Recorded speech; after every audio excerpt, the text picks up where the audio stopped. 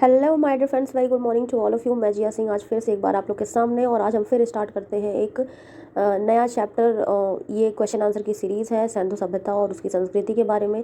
चलिए स्टार्ट करते हैं। देखिए पहला क्वेश्चन क्या है। पहला क्वेश्चन है कि मानव समाज जो है वो विलक्षण है। मानव समाज विलक्षण है क्योंकि वह मुख्यतः आश्रित होता है किस पर? संस्कृति पर। मानव समाज विलक्षण है क्योंकि वह आश्रित होता है किस पर? किस पर होता है आश्रित? संस्कृति पर। ठीक है, संस्कृति पर होता है। ओके नाउ अब देखिए दूसरा क्या है कि हड़प्पा का संबंध है। हड़प्पा का संबंध किससे है? सिंधु घाटी सभ्यता से। हड़प्पा का संबंध जो है वो सिंधु घाटी सभ्यता से है। ठीक है, उसके बाद सिंधु सभ्यता है। सिंधु सभ्यता संबंधित है आद्य ऐतिहासिक युग से संबंधित है। इस वजह से क्योंकि यहाँ पुरातात्विक साक्ष्य और लिखित साक्ष्य दोनों मिले हैं, लेकिन इसको पढ़ा नहीं जा सका है। देखिए आद्य ऐतिहासिक वही होता है जहाँ पर लिखित साक्ष्य तो होते हैं लेकिन उसको पढ़ नहीं सकते हैं, जैसे कि वैदिक काल हो गया और सिंधु सभ्यता हो गया। यहाँ पर चीज़ें मिली हैं लेकिन इसको पढ़ा नहीं जा सका है। ठीक है, अब उसके बाद ये है नेक्स्ट है सिंधु घाटी की सभ्यता गैर आर्य थी। क्यों ये गैर आर्य थी, यानी आर्य नहीं थी? क्यों? क्योंकि एक नगरीय सभ्यता थी। भाई नगरीय सभ्यता थी, ये एकमात्र सत्तात्मक सभ्यता थी, और यहाँ पर जो है पितृसत्तात्मक नहीं थी ये। अभी वैदिक काल आप आएंगे तो पितृसत्तात्मक समाज हो जाएगा, लेकिन यहाँ पर मात्र सत्तात्मक था। और दूसरी बात है यहाँ पर क्या हुआ था कि यहाँ पर बहुत डेवलपमेंट था, बहुत सबसे पुरानी नगरीय सभ्यता में इसकी गिनती होती है। ठीक है, फिर उसके बाद देखिए क्या है, सिंधु घाटी सभ्यता को आर्य से पहले रखे जाने का क्या कारण है? मृदभांड। इस वजह से क्योंकि मृदभांड जो है वो 4 टाइप के मृदभांड आपको मैंने बताया था कि एक था लाल काला, फिर उसके बाद एक गैरिक था, फिर चित्रित धूसर था, और फिर पॉलिश था। तो जो लाल काला था वही सिंधु घाटी सभ्यता का था और ताम्रपाषाण का था। फिर लेकिन जो गेरुआ था, गैरिक था, वो था आर्य का। तो इसीलिए यानी ये जो मृदभांड है ये कैटेगराइज करते हैं काल विभाजन को। ठीक है, मतलब काल विभाजन को ये बताते हैं कि किस काल में क्या चीज़ थी। ओके, अब देखिए सिंधु घाटी संस्कृति जो है वो वैदिक सभ्यता से भिन्न थी। फिर से वही क्वेश्चन है। तो इसके पास एक क्या था? इसके पास एक विकसित नगरीय जीवन था, सुविधा था, और इसके पास चित्रलेखीय लिपि, और इसके पास लौह रक्षा शास्त्र, यानी यहाँ पर लोहे का अभाव था, यानी लोहे का ज्ञान सिंधु घाटी सभ्यता के लोगों को नहीं था। ठीक है, अब उसके बाद में देखिए हड़प्पा संस्कृति की जानकारी का मुख्य स्रोत है। हड़प्पा संस्कृति की जानकारी का जो मुख्य स्रोत है वो क्या है? वो है पुरातात्विक खुदाई। इसलिए क्योंकि लिपि तो पढ़ी नहीं जा सकी है, साहित्यिक साक्ष्य तो यहाँ के पढ़े नहीं जा सके, इस वजह से ये क्या है, ये हमको पुरातात्विक खुदाई पर ही डिपेंडेंट रहना पड़ता है।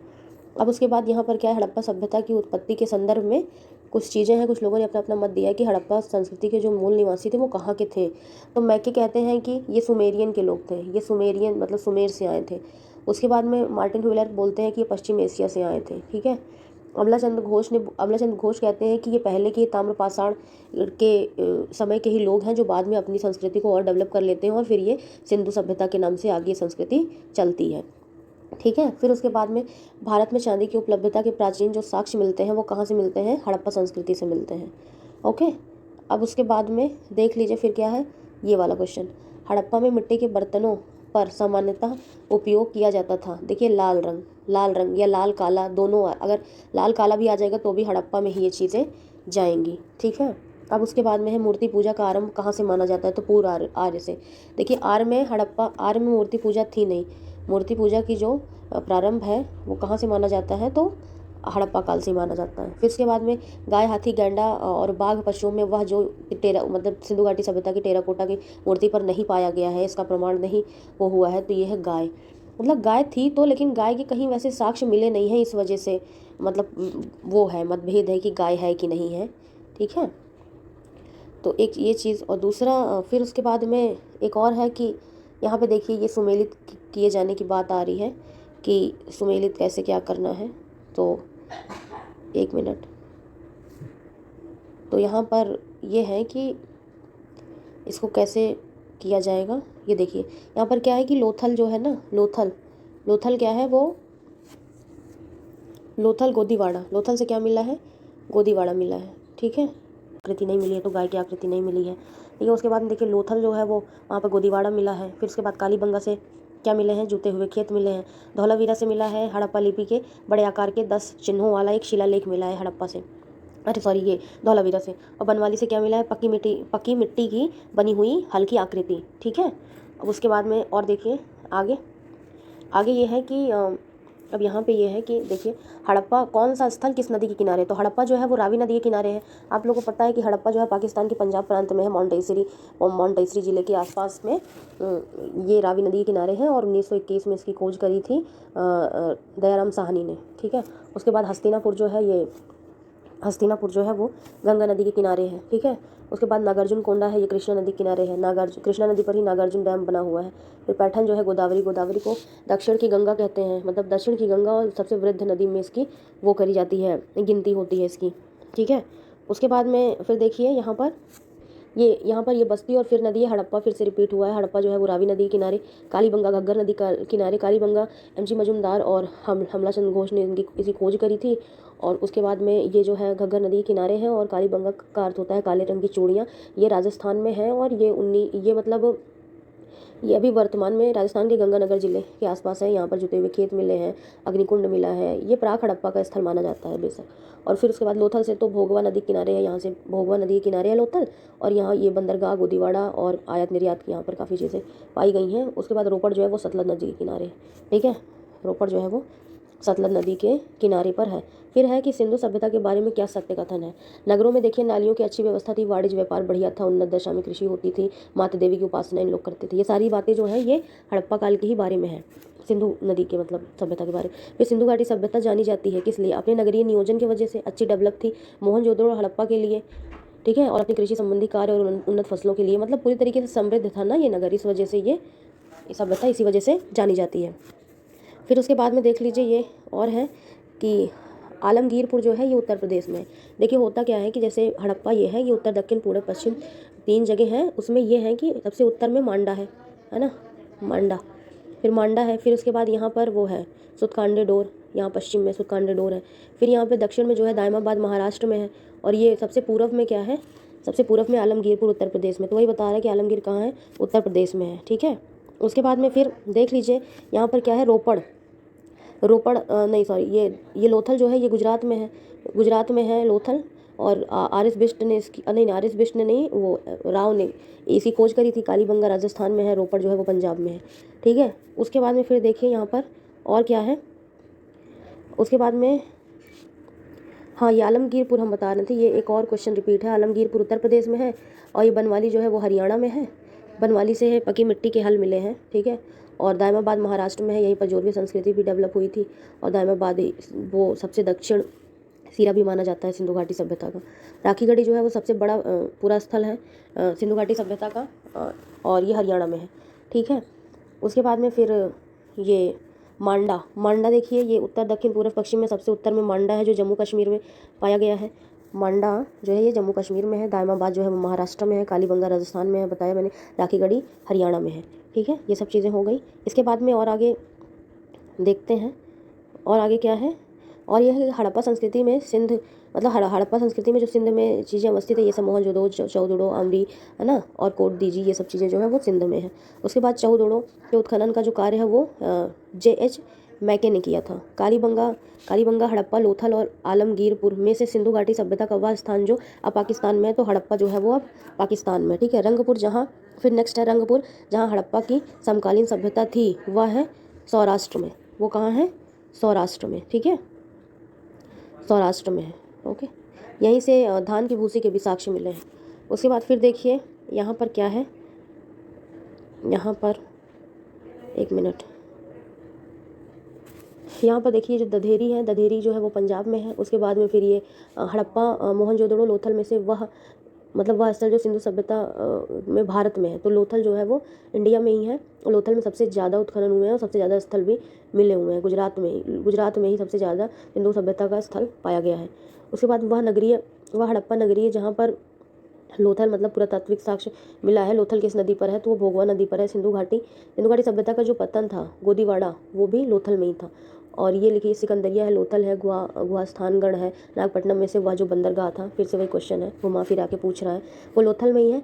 जैसे ये यहाँ पे देख लीजिए कालीबंगा है, रोपड़ है, और पाटलिपुत्र और लोथल में से वह स्थान जो सिंधु घाटी की सभ्यता से संबंध नहीं रखता है, तो वो पाटलिपुत्र है। देखिए पाटलिपुत्र तो संबंध नहीं रखता है, ये जान लीजिए, इसलिए क्योंकि पाटलिपुत्र का भी कोई अस्तित्व तो नहीं है। पाटलिपुत्र अभी ये सिंधु घाटी सभ्यता की बात हो रही है, पाटलिपुत्र उस समय नहीं था। पाटलिपुत्र आपका ये आएगा मगध के, मतलब ये जब आपका नंद वंश आएगा तो उसी समय उदयन नाम का एक वो रहेगा राजा जो पाटलिपुत्र बसाएगा, ठीक है। फिर उसके बाद मौर्य की मेन राजधानी, प्रशासनिक राजधानी उस समय मौर्यों के समय ये बहुत अच्छे से पाटलिपुत्र समृद्ध होगा, ठीक है।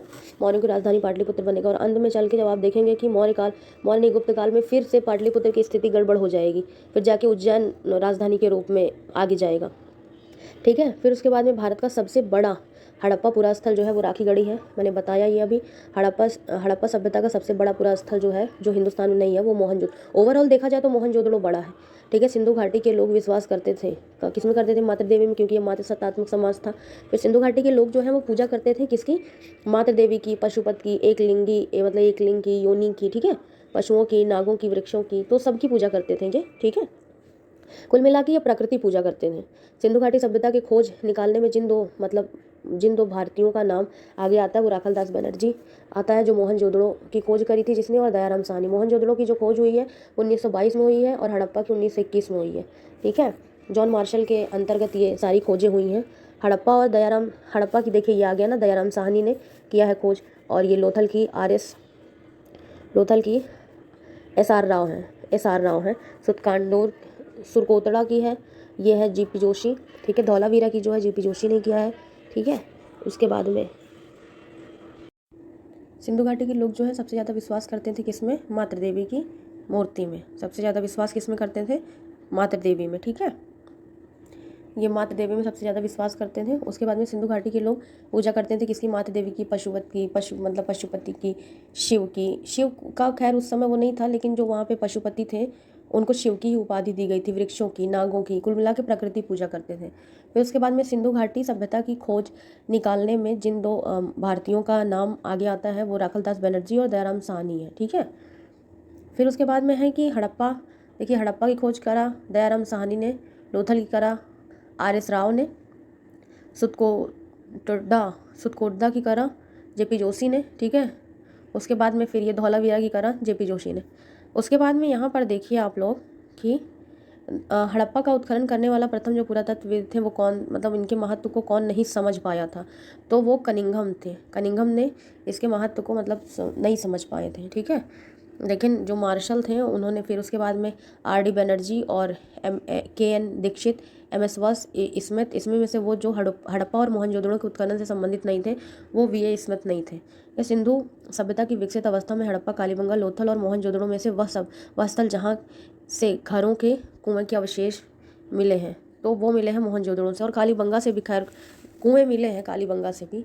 सही क्रम जो है वो क्या है, मतलब सही क्रम का मतलब है इसमें देखिए पहले नगर संस्कृति आई, फिर लोहे की खोज हुई, लोहे का हल आया, फिर आहत सिक्के आए मौर्य काल में, फिर उसके बाद में फिर सोने के सिक्के आए।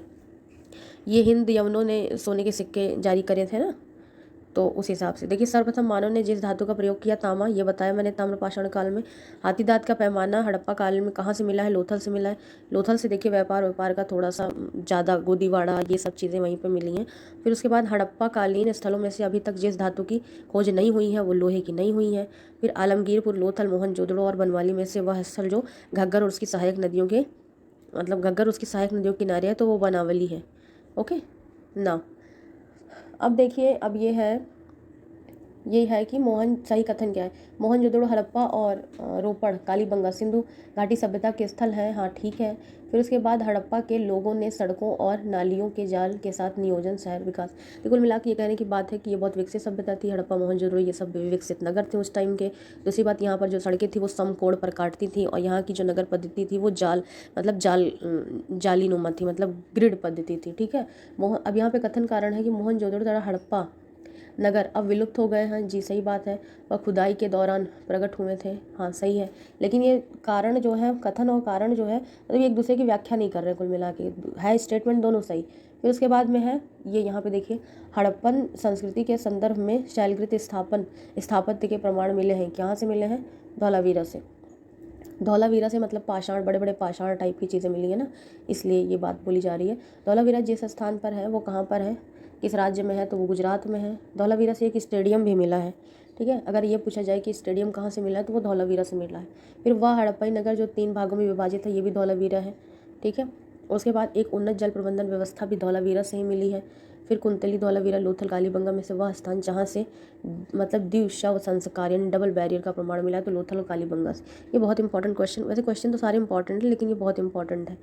उसके बाद में फिर देख लीजिए यहाँ पर हड़प्पा स्थल सलौनी के अभी हाल ही में उत्खनन से क्या प्राप्त हुआ है, मानव शवाधान प्राप्त हुए हैं। ओके, वस्त्र के लिए कपास की खेती का आरंभ सबसे पहले कहाँ किया गया, तो इंडिया में किया गया यानी भारत में। सिंधु घाटी सभ्यता के संदर्भ में कथन आ गया फिर से, जहाँ प्रमुख एक लौकिक सभ्यता थी जिसमें धार्मिक तत्व यद्यपि उपस्थित था और वर्चस्व नहीं था। वह काल मतलब वह काल में भारत में कपास के वस्त्र भी बनते थे। कुल मिला के यहाँ पे ये किया गया कि ये एक धार्मिक संस्कृति तो थी लेकिन यहाँ पर बहुत ज़्यादा धर्म हावी नहीं था, बहुत ज़्यादा मतलब एक आडंबर टाइप का कुछ नहीं था। कुल मिला के ये कहा जा रहा है, मतलब ये कहा जा रहा है यहाँ पर। उसके बाद में फिर है सिंधु सभ्यता के संदर्भ में सही कथन क्या है, वे देवियों और देवताओं दोनों की पूजा करते थे। हाँ सही बात है, क्योंकि पशुपति वहाँ पर शिव के रूप में पूजे जाते थे और माता देवी की तो मिली ही है ना। आपको हड़प्पा से देखिए माता देवी की प्रतिमा मतलब मिली है, जहाँ पर उनके नाभि से एक यानी उनके गर्भ से एक पौधा निकल रहा है, तो उसको उर्वरा की देवी कहा गया है। ठीक है। अब सिंधु घाटी सभ्यता के संबंध में मतलब विख्यात जो है वृषभ मुद्रा कहाँ से मिली है, तो वो मोहनजोदड़ो से मिली है। उसके बाद में वह पशु जिसका अंकन अभी तक मोहरों पे नहीं मिला है, वो गाय का, घोड़ा का और ऊँट का नहीं मिला है, लेकिन घोड़े की हड्डियाँ मिल चुकी हैं। सुतकान्य डोर से घोड़े की हड्डियाँ मिली हैं। जिस पशु के अवशेष मतलब सिंधु घाटी सभ्यता में और नहीं मिले, तो शेर के भी नहीं मिले हैं। अमृत पट्टिका पर उत्कृष्ट सिंह युक्त मतलब देवता की कृति प्राप्त हुई है, वो है कालीबंगा से। ठीक है। वह सभ्यता जो नील नदी के तट पर पनपी है, वो नील नदी पर तो मिस्र है। ठीक। उसके बाद में देखिए माया एजटेक और मुइस्का इंका सभ्यताओं का उत्तर से दक्षिण की ओर ये क्रम लगाना है। यहाँ पर एजटेक पहले आएगा, फिर माया, फिर मुइस्का और फिर इंका। लेकिन कला की उचित मतलब जो ये प्रणाली है विकसित करने वाली सर्वप्रथम प्राचीन सभ्यता थी सुमेरियन। ठीक है। कौन सी थी? सुमेरियन थी। तो इस हिसाब से ये सारे क्वेश्चंस हो गए, यहाँ से हम लोगों ने कवर किया। तो कुल मिला के ओवरऑल ये हम लोगों ने देखा अभी तक जितने क्वेश्चंस पूछे गए हैं यूपी पीसीएस, एमपी पीसीएस इसमें और यूपी ट्रिपल एससी में, है ना, अधीनस्थ वाले में, ये सारे क्वेश्चंस इसमें हैं इस चैप्टर से। और आप देख लीजिए, काफ़ी मैंने क्वेश्चंस के साथ मैंने डिटेल्स भी थोड़ी थोड़ी बताई है। अगर आप लोग को ठीक लगा हो तो प्लीज़ आप वीडियो देखिए। Okay, thank you so much, thank you.